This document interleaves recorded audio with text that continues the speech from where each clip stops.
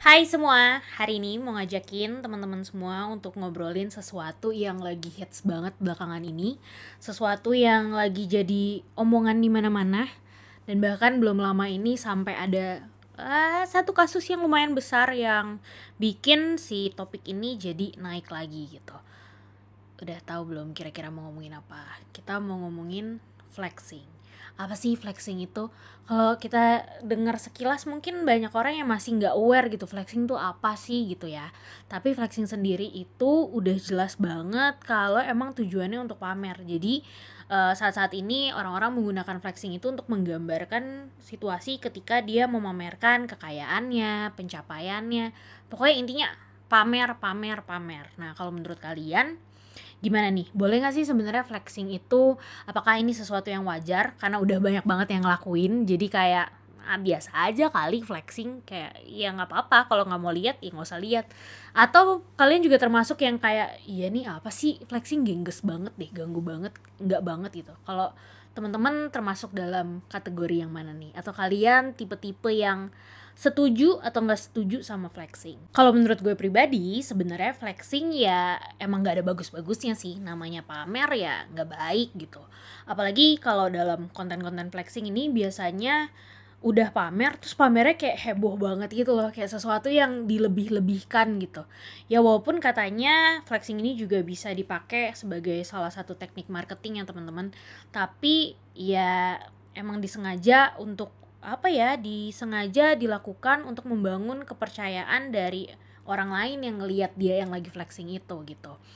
Tapi yang lebih banyak terjadi kalau gue pribadi lihat ya dari video-video yang bertebaran di YouTube, di media sosial lain, ya flexingnya jadi ya sekedar flexing aja, emang sekedar pamer-pamer aja. Bahkan banyak yang justru menggunakan flexing ini untuk menipu orang lain, untuk ngerugiin orang lain, karena dari awal mereka flexing ini ternyata ini adalah sesuatu yang sengaja di set up, sengaja dibuat supaya orang lain percaya sama dia karena emang dia punya tujuan-tujuan yang nggak baik setelahnya gitu. Jadi misalnya dia secara terstruktur nih semua udah di plan, dia udah ditata lah, semuanya udah tahu dia harus mulai dari mana, yang nggak pernah kedengeran asal usulnya tiba-tiba, hah siapa nih kok tiba-tiba kayak booming banget nih, kok tiba-tiba dia kayak sesuatu yang keren banget lah, apa ya, kalau zaman sekarang bilangnya crazy rich lah, atau ini pengusaha sukses banget nih.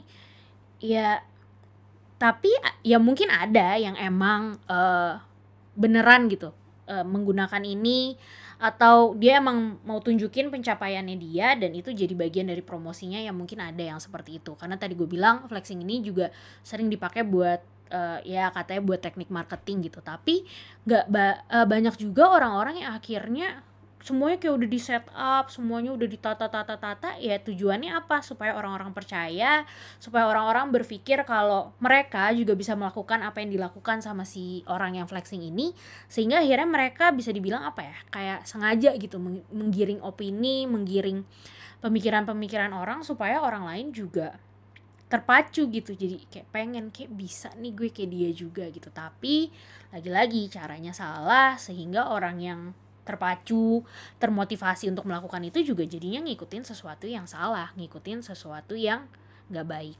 Nah kalau misalnya mau ngomongin soal flexing yang katanya dipakai di dunia marketing, sebenarnya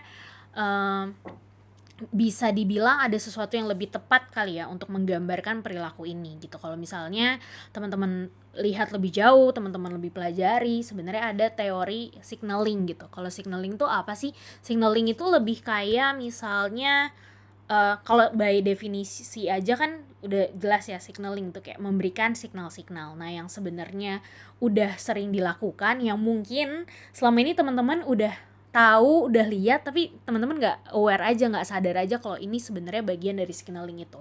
Nah aku bisa bilang ini contohnya kayak misalnya kalau teman-teman ke restoran, terus kalian masuk ke restoran itu, terus kayak di restoran itu banyak banget ada foto-foto orang-orang terkenal, orang-orang ternama yang capable banget makan di restoran itu, atau ada penghargaan-penghargaan kayak misalnya kok restoran Michelin star gitu.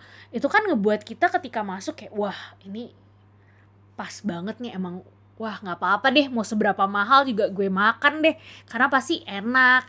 Dari hal-hal itu tuh kayak ngebangun rasa percaya kalian ke restoran itu gitu, karena kalian bisa lihat pencapaian dia udah sejauh apa. Atau misalnya kalian lagi survei-survei, nyari-nyari sekolah, terus ketika kalian nyampe di sekolah itu, kalian lihat nih ada piagam-piagam, ada piala-piala dari anak-anak yang sekolah di situ. Kalian jadi punya mindset, kalian jadi berpikir kalau wah, kalau gue sekolah di sini dengan sistem yang diajarin di sekolah ini, kayaknya gue bisa jadi orang-orang yang juga mencapai dan punya piagam-piagam, piala-piala yang dipajang gitu di sekolahan itu.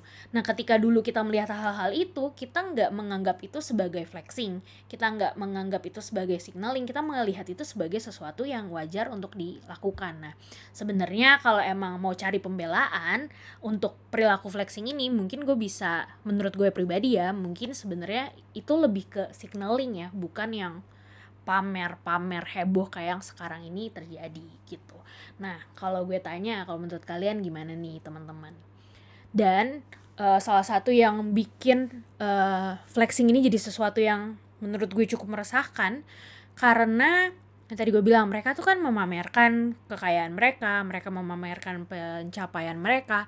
Nah, sedangkan audiens yang melihat orang yang dipamerkan itu nggak semuanya punya nggak semuanya punya latar belakang yang sama, nggak semuanya punya, kalau zaman sekarang tuh bilangnya nggak semuanya punya privilege yang sama gitu. Jadi kayak kasihan gitu untuk orang-orang yang nggak ngerti bagaimana memfilter informasi ini, bagi orang-orang yang nggak tahu sebenarnya bagaimana sih mereka harus bersikap ke orang-orang yang melakukan flexing ini. Takutnya, sayangnya, kalau misalnya mereka jadi kelabakan, mereka jadi panik sendiri, mereka jadi compare diri mereka sama orang-orang itu, dan mereka jadi terjerumus melakukan hal-hal yang juga nggak baik.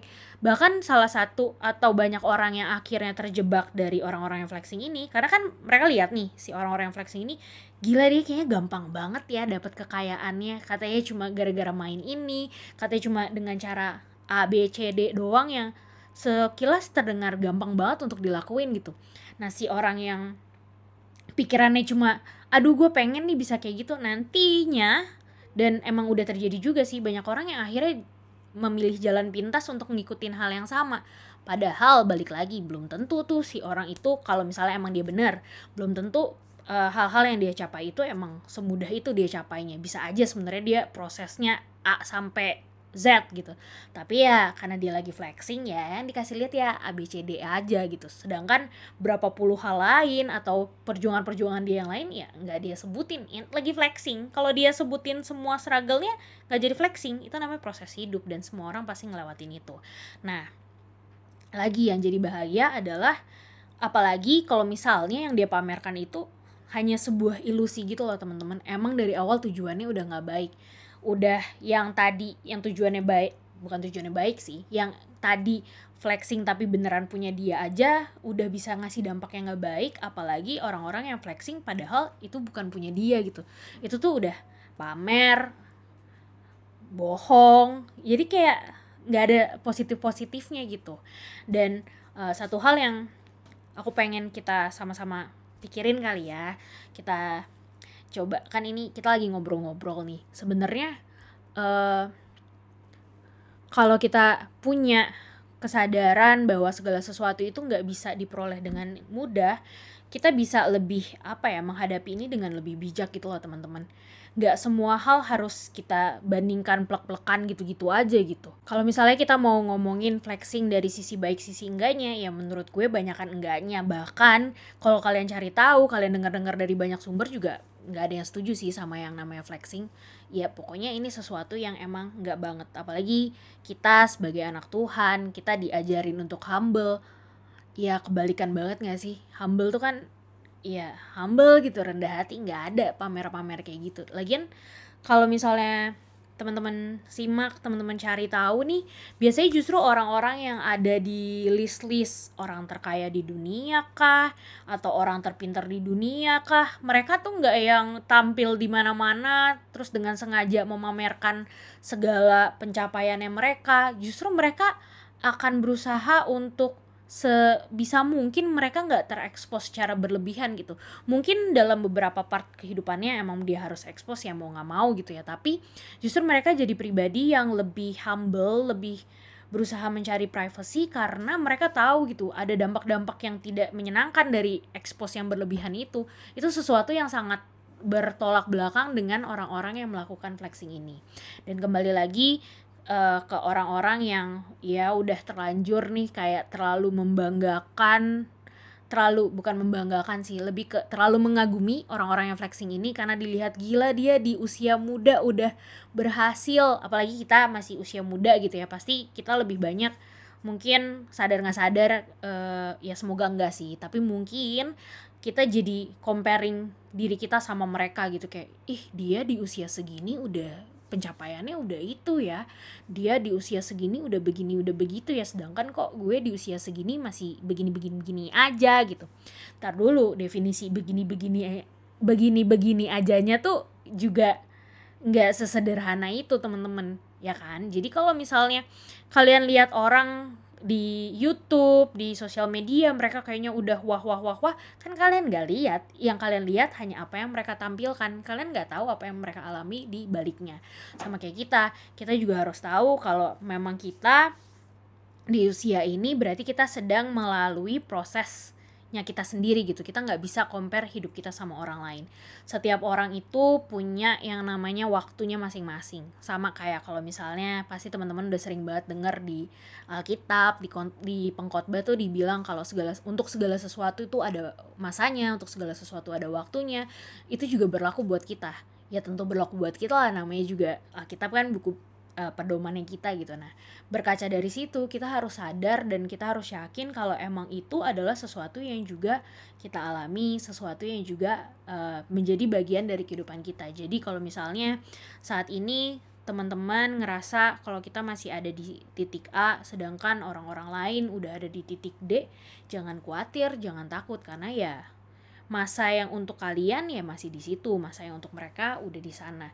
Dan rentang kehidupan setiap orang tuh berbeda-beda, jadi nggak bisa di apa ya, bukan matematika yang mutlak yang 1+1=2 gitu, beda gitu cara orang bekerja, cara orang melalui prosesnya, cara Tuhan membentuk mereka juga beda-beda. Nah yang penting bukan seberapa cepat kita sampai di titik dimana kita pikir penting untuk kita itu, tapi yang lebih penting adalah bagaimana kita mau dari awal berjalan sesuai dengan waktunya Tuhan gitu.